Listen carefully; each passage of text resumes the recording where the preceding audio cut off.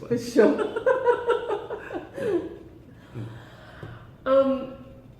It's actually been a lot of fun the last few days. I know, yeah. Catching up with you and getting to know you. It's Thank you. really been really good. And thanks so much for doing this with me as well. Yeah. So, Kenny, Yeah. I want to talk to you about you as a tea practitioner. Right. Your profession is actually a food and wine writer. So how does tea come into all that, your profession? It was actually through my food and wine writing that I encountered tea. I started my career in journalism back in 2008. Mm-hmm. So I graduated from hospitality school. But after a year in a hotel, I realized that I wasn't cut out for that profession. So I went to a magazine, I went to a publishing firm, and I said, I knew that there was a vacancy, so I tried for that position. So I got the role. I became a magazine writer for a couple of years before another magazine called up and said, we have a position for a senior writer, would you like to come over? So that magazine is called Appetite, which has since folded. But that magazine later on made me the section editor of the drinks column. Okay. And because I was very focused on writing about wine. So there was one issue around Chinese New Year of 2011 and 2012. I said, let's do something a bit unusual. Let's do tea. So I started to put that story together. I went to speak to various tea merchants and hobbyists in Singapore. And I realized that at that time, so what that made me realize was that tea shared a lot of similarities with wine. In terms of appreciation, in terms of enjoyment and presentation and so on and so forth. So when Appetite folded in 2014, I thought tea was a really interesting subject that not a lot of people were looking into doing that at that time. So I said I want to do this on top of my wine writing. So that's why I got into the whole tea writing and tea enjoyment, I guess. You just find excuses to You do. just make up stuff just so that you can drink more tea. You do. Yeah, you do. So the last few days, I've been in Singapore almost 2 weeks now, and there's been a couple of days I've spent with you, and you have been so generous with your time. Oh, thank you. But the one thing I have noticed, Kenny, Yeah. every tea person has their little Quirk? quirks or obsession, Yeah. and yours are the Yixing teapots. To Yeah. the point you even carry your own teapots with you in your bag I do. because you don't trust other people's teapots. You go to other people's places, you clean out their teapots. I do have that habit. And I'm trying really hard to learn about them, but your eye for detail. Explain your passion. Well, the thing about Yixing, I guess, at least in China, in Taiwan, and most parts of Asia, traditional Chinese tea drinking countries, Yixing would be a very integral part of what we like and what we do and what we collect. I'm not even at a collector level yet, but I like to think that I enjoy using them a lot, and the reason for that is because Yixing has this long and illustrious history. As far as tea drinking in China goes, it dates back to, Yixing was first used during the Ming Dynasty. Right. So that's, we're saying about mid-Ming Dynasty. So we're talking about 500-600 years of history behind this little pot. Not this particular pot, but the fact that tea drinkers have, and not just me, have a borderline unhealthy obsession with these vessels is that they actually make very good tea, and that's to do with a lot of the properties of Yixing, in terms of the clay's porosity and the heat retention, and one thing about Yixing pots, because they are unglazed and they tend to, after a while, take on a really nice patina and a nice glow and sheen. I think that's part of the joy in using a pot, because it's as if you are raising a child.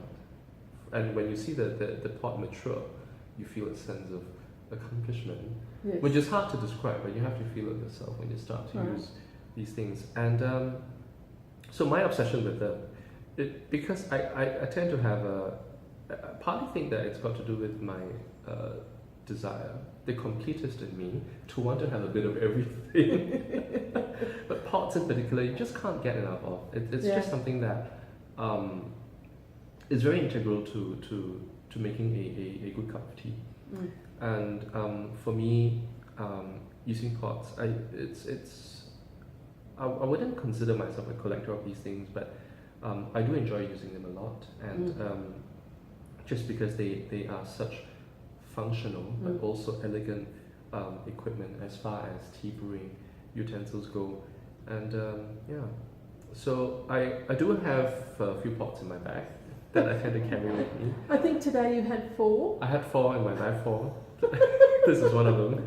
And you're not a collector yet? No, because collectors, they have insane numbers of pots. Right. Yeah. And they go back. Some of the collections go back to the Qing dynasty, and that's not something I can. I don't really want to go into that at this phase, because to me they are functional wares, and I don't really. It's not in my course of work or duty to want to go so far back in collecting these items. And well, the reason I bring them around is because I would like to use them at every opportunity that I can to use my own. It's partly to do with the fact that I'm afraid that I would break someone else's. Yes. Yeah. So that's one of my concerns, but also because I like to rear them. So take them out occasionally, and let them see the outside world. Yeah, meet people. Yeah. And, listen to stories. Yeah, they're like my little babies. Well, you've certainly increased my appreciation of them. They're fun to have. Yeah. Yeah. The other extension of the teapot for me is the tea kettle. I know for myself, I have electric kettles. I also have stovetop kettles. Yeah. I've heard about the silver kettle. We're using a silver pot at the moment. In my mind, the stovetop, the flame ones are great. But what's your thoughts?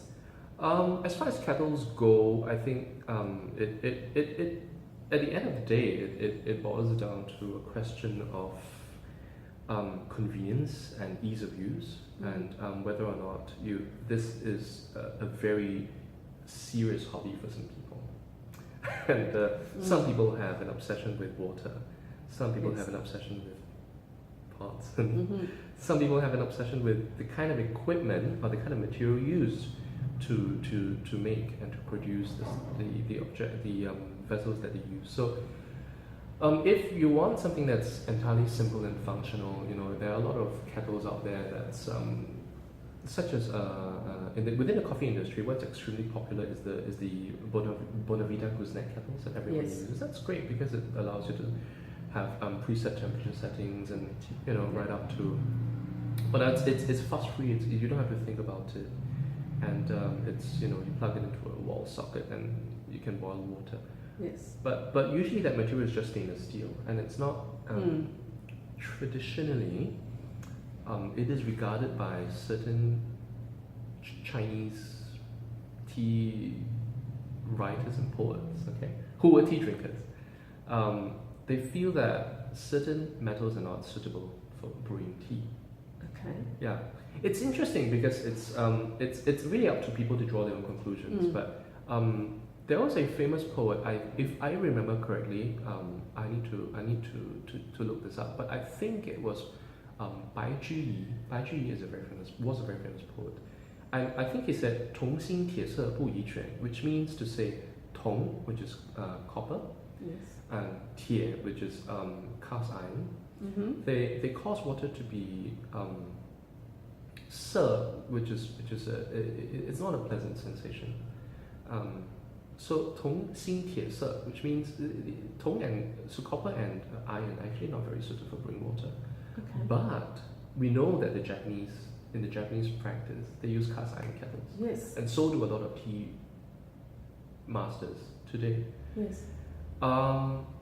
So it's really a question of, I think, if we don't want to get too argumentative about these things, I think it's really up to individual preference. Yeah. Cast iron kettles are great, but it is interesting that one practitioner of Japanese tea, not the matcha kind, he was doing the Senchado type. Yes. He did say that traditionally the Japanese don't use cast iron kettles in tea brewing. Oh, don't they? Yeah. They use silver kettles. Oh, really? Yeah, because cast iron kettles are so heavy. Yes, So they are. basically hang over that. I think they call it an yori, or what we call that thing. So that because that they would drink water from it, and then they would put the kettle back on overhanging this stove, this charcoal stove, because the constant evaporation of water actually humidifies the environment, especially in winter. So that's what they used to have the cast iron kettles for. But imagine using that to brew tea all day. Your hand's going to get so tired from carrying that thing. Yeah, So exactly. it's not fun. It's not a practical choice. No, it's not. Yeah, But but it's not elegant either, is it? not particularly. No. But that's why I think if you look at Japanese kettles in recent history, predominantly, at least in the Senchado school, not so much for the Matcha Chanoyu schools, silver kettles they're extremely popular and widely used because silver is neutral, as in it doesn't well, it tarnishes, but unlike cast iron or unlike copper, it's relatively, I guess you could say, This one's just a beautiful one. it's isn't cute, it? isn't it? It's small. It's gorgeous. Yeah, and but it is also, I think, it is also accepted that silver actually softens water when you boil them. The exact science behind it is, of course, it's a couple of theories offered for it. One of which could be that silver probably somehow affects the hydrogen bonding between water molecules. So that could be the reason why we seem to perceive the water as being softer, richer, and more mellow. So a little bit more of a scientific. Yeah, it could be that, but silver kettles have just been, a favorite for Japanese tea brewers, and now a lot of, if you head to China, if you head to Taiwan, silver kettles are all the rage. Costly, but yeah. It's just another one on the must get one of these days list. Yes, depending on how seriously you take the hobby, but if it's not, that's not. It doesn't mean that you need to have a serious tea, a silver kettle to be a serious tea hobbyist. You don't have to, because I think at the end of the day, what the type of water that you use, and the type of pot that you use has a more direct influence on the tea that you're drinking than the kettle that you're using. Yeah. So if you have, a lot of disposable spare change, you can buy yourself a silver kettle. But so you're always careful the type of water. Peter Jones from Colorado would be pleased to hear this. Oh, if you're watching this, hi Peter. Hi. Preferably, water is crucial to your cup of tea. Because with very good teas, if your water quality is not quite up to par, the tea that you brew would always sort of fall short of what you expect, or what it could, at its full potential, be. Right. Yeah. And so in our experience, certain brands of mineral waters work better than others. So we tend to avoid distilled. Right. Yeah, we tend to avoid, because we do need a bit of minerals in water to bring out the organic compounds in tea, and that helps to I think to really bring out and enhance the flavors. Yeah. No, I agree with you there. Okay, well, thanks very much. It's been fun. It's been enjoyable. It has, hasn't it? We're going to just keep drinking tea. We will. Yeah, we have had quite a bit of tea today. See you next time. Bye.